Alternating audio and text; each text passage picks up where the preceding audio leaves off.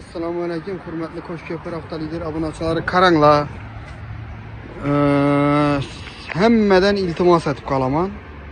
Bu mashina qiziqib keladollar bo'lsa, endi bu mashinamiz ikkinchi marta sotilishi.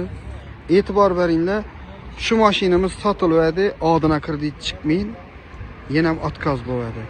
Oqshom yana ham sotildi, yana ham endi sotgan odamimiz ham odina kredit chiqmadi. To'g'ri tushunamiz, kredit yo'q, odamimiz yo'q. Lekin e'tibor beringlar, iltimos, gemasdan oldin kreditlaringizni, adlaringizni, katmalaringizni tekshirtirib, o'zlaringizga yaqin bo'lgan bankka borsangizlar, sizlarning adlaringizga kredit chiqadimi, chiqmaymi, shuni tekshirib beradi. Naqd pul bo'ladigan bo'lsa, uni qiziqi yo'q. Naqd pul bo'ladigan bo'lsa, e'tibor beringlar, mashinamizning zanglari bor. Bundan birinchi videomizda ham aytib o'tganmiz. Balonlari ikki elda yaxshi, orqasi bo'lmaydi, o'rta holatda. Endi mashinamiz lyuks konditsioner 2005-yil zanglari bor, yurgani 300 ming kilometr yurgan lyuks konditsioner, konditsionerlarina dong ishlab turibdi mashinani.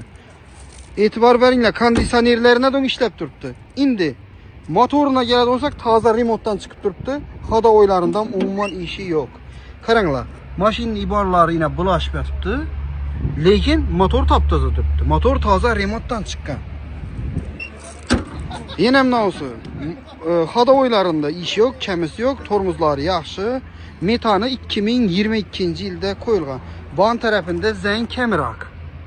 Yana. Bon tarafida zang kamroq.